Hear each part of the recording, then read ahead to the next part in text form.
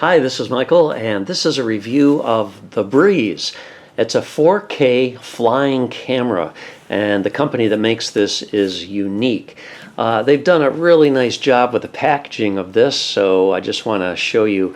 Usually you can tell a little bit about a company just by the way they package things, and if they don't skimp with the packaging, you know that's more promising than the other scenario. But here's just a couple of leaflets that are in there. And then the drone itself, the flying camera, is in this nice little protective plastic box, and I'll open that up in just a second. And then you get a few accessories here. First of all, this little box here contains a Quickstart guide and the user guide, and you can read those. It's very, very small type, however, and I'm hoping that they get a PDF version of this online soon. Right now, when I checked, they didn't have it yet, but hopefully they'll get an online version that'll be a little easier to read, because this one is very difficult to read. You also get another little box here, and this little tiny box, I'll bet you'll never guess what's in here. This is an extra set of props for the flying camera. So it's really awesome that they include an extra set of props for you, and that's that. And then this largest box here, I've already taken the contents out of it. That is going to include the charger, the charging cord, and then a USB to micro USB cable for connecting the drone to your computer. Now here is one of the batteries that is included. You get two batteries, which I love, and this is a 1150 milliamp hour battery, and that is it right there. There's a little button that you push in order to get it in and out of the quadcopter, and I just think it's a really nice design. The fact that they give you two means you can fly for a longer period of time, and then here is the drone itself. I love this little plastic box. You know, they could have scrimped and just given you the drone without any way to store it or carry it, but they do include this relatively nice little box. So here it is. This is the Breeze, and it is quite unique. You can see it is very compact. I can really hold it in the palm of my hand quite easily. And the props are already on, and you just have to spin them out here. You don't even have to really do anything with them, because as soon as this thing spins up, the props will go into the proper position. But you can manually unfold them there if you'd like. And then, of course, the battery just slides right in here, clicks into place, and you just want to make sure that you do hear that click.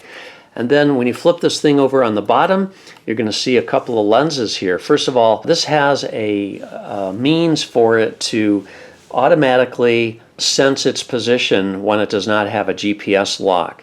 So whether you're inside or outside, this sensor here is going to be able to beam a signal down to the ground, and then it reflects back up into the drone, and it'll be able to tell where it is positionally. So it can hold its position without drifting even when you're inside.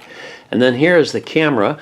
This camera does pivot, and you do that using the app, the Breeze app that you download, and those are available for iOS and Android.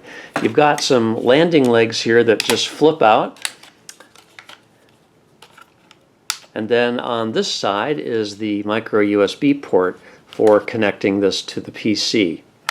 Now this actually has no micro SD card slot on it. The memory that this has is built right in to the Breeze. So that's actually, I think I actually like that. However, it is limiting a little bit just because you're going to be limited to the internal memory of this. So you don't have any way to expand that memory. But still, it's pretty good, and the way the app works is really great because it makes it very easy to download any video or photos right to your smartphone. And then, of course, you can get rid of those off your phone by, various means. And it's also extremely easy to share your photos and videos on social media through the app. Makes it extremely easy to do that. Now, also in this box are a set of prop guards, and those are pretty easy to put on as well. I like that you don't have to use them, but as a new pilot, you would probably be well advised to use them. And they just snap on over the motor housing. So this thing is really awesome. There's a on-off button right here, and when you turn this on, it gives you a beep. And then the flashing means that it is waiting to connect to Wi-Fi. So once you run your app, you are going to look in your Wi-Fi settings for the Breeze. You connect to it, and as soon as you're connected, then the second thing you're going to want to do is you're going to want to check for firmware. Now, when I did that, I had a firmware update available, so I immediately updated the firmware to the Breeze. And then the next thing you do is your compass calibration, which is extremely easy to do. I've had several other drones. I've had a DJI Phantom, and I've also had a Xiro Xplorer V, and they're a little not quite as easy to do the compass calibration. But what I like about this one is the app itself has a illustration, an animated illustration of what direction you're supposed to spin this, in what order, and it makes the compass calibration extremely easy to do, and you really don't have to remember any steps because the app walks you right through it. So this thing flies really easily. I've got the app running, and this is the main live view here. You can see the grass in the background there. The camera is right in the grass. So these are the different flight modes that we have to choose from. We've got the pilot mode, the selfie mode, the orbit mode, the journey mode, and the follow me mode. Right now I'm just going to select the pilot mode. You get a dialog box here. You have to move this lever, and then this is the live view here. So I have this in mode 2, which means my throttle is on the left and my other control is on the right. And in order to start this up, I can just push the takeoff button here. This is going to automatically hover to about 2 feet.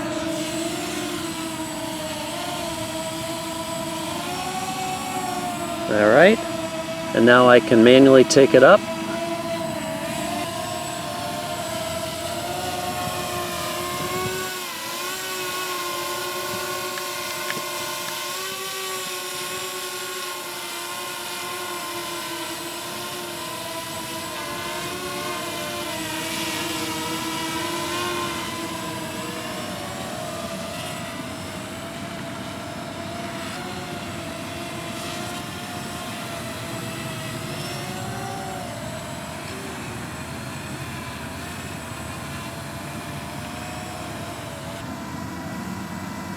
If I want to auto land, I just push this button over here, and here it comes.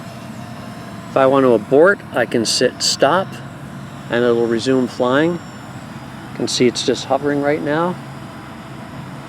And we can bring her all the way down.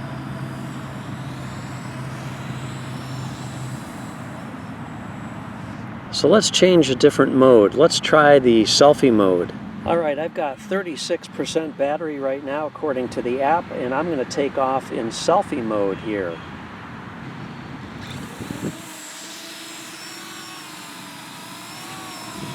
Now once it's done its initial takeoff, don't know if you can see the screen very well, but I can adjust how close it is to me by moving the top slider, and if I move it to the left, it's going to come closer to me,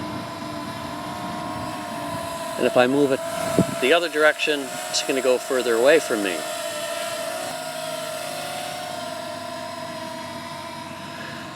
And also I can make it go higher by this slider, or I can make it go lower. I'm going to leave it right where it is right now. I can also change the pitch of the camera, and I can also move to the left or the right. So once you get the camera all lined up exactly where you want it, go into the camera shutter, and I can snap a shot. And if I want to switch to video, I just push the video button up top here, push the button to start video recording, and there we go. Now I'm going to push the return to home button, and it'll just go right to where it took off from. It's asking me to slide to proceed. So what it's doing right now, it's going up to a predetermined height that I set in the settings, and that is if there's a tree somewhere, I don't want it to come crashing into the tree. And once it reaches that altitude, then it becomes possible for it to return to home. It's going to land right where it took off from.